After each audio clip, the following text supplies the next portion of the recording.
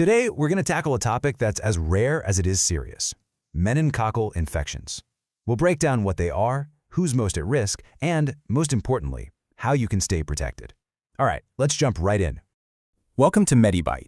Our mission here is really simple. We take complicated health topics like this one and make them crystal clear, so you're empowered with the knowledge you need. I want you to imagine this for a second. You start feeling sick, you've got a fever, a headache. You'd probably just think it's the flu, right? But what if those exact same symptoms could spiral into a life-threatening medical emergency in just a matter of hours? Well, that is the frightening reality of meningococcal disease. So to get started, what exactly are we talking about here?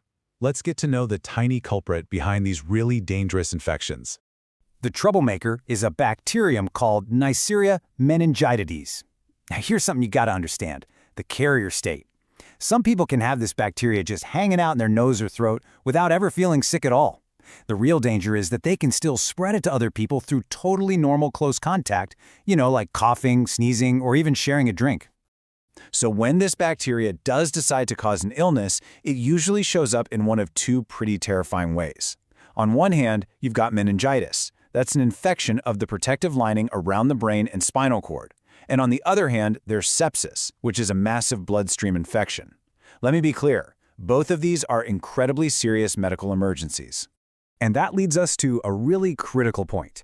Because this disease moves so unbelievably fast, being able to recognize the symptoms early can literally be the difference between a full recovery and a total disaster. For meningococcal meningitis, the classic signs you hear about are a sudden high fever, a really severe headache, and a stiff neck. And when we say stiff neck, think about this. If it's hard to touch your chin to your chest, that is a major red flag. You might also see nausea, sensitivity to light, or a rash. And for infants, the signs can be way more subtle, things like just being extra irritable or having trouble feeding. Now, with the bloodstream infection, sepsis, the symptoms are basically signaling that the body is in crisis. That rash is especially distinct: small, red or purple spots that look kind of like bruises. And here's the key: they don't fade when you press a clear glass against them. That's a sign of bleeding under the skin, and it is an absolute medical emergency that can quickly lead to shock and organ failure. So, who really needs to be paying attention here? Well, anyone can technically get meningococcal disease. Some groups are definitely more vulnerable than others. Yeah, the risk isn't spread out evenly at all. We see these peaks in very young children, and then again in adolescents and young adults. And you can see a theme here, right?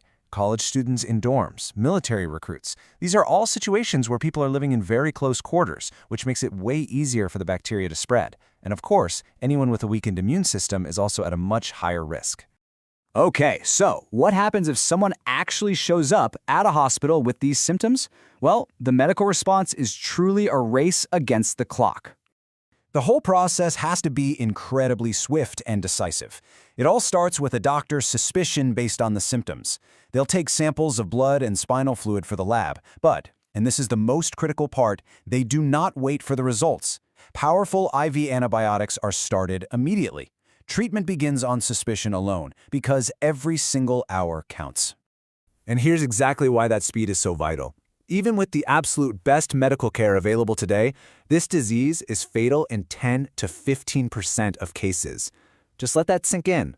That's roughly 1 out of every 7 people who get it. And the numbers for sepsis are even more grim. The fatality rate can shoot up to 40%. And for those who do survive, the battle often isn't over. The infection can leave behind devastating, permanent damage, like hearing loss, brain damage, or even the loss of limbs. Look, after hearing those statistics, it's easy to feel a bit helpless. But here's the thing, we are not. And this brings us to the most empowering part of this entire discussion: prevention.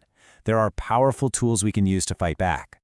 We have two main lines of defense. The first one is reactive. If you've been in close contact with someone who's infected, doctors can give you antibiotics to stop the disease from developing. But honestly, the best defense is always being proactive. Vaccination is without a doubt the single most effective way to protect yourself and your family before an exposure ever happens. And that brings me to a question I want you to really just sit with for a moment. Thinking about the risk factors we just talked about, and thinking about your own family, are they protected? The really good news here is that there are safe and effective vaccines. They're routinely recommended for infants, and then again with a booster for preteens and teenagers, specifically to cover those high-risk age groups. This makes it one of the most important conversations you can possibly have with your doctor. So if you take just one thing away from all of this, please let it be this. Yes, meningococcal disease is terrifyingly fast, and it can be absolutely devastating, but it is not an inevitability. It is a preventable disease. So, what are your next steps? First, talk to your doctor about vaccination.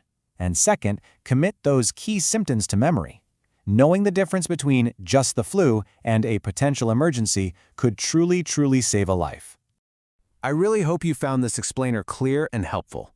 If you did, please take a moment to like it, share it with someone who might need this information, and subscribe to the MediByte channel for more breakdowns of important health topics. Thanks so much for watching.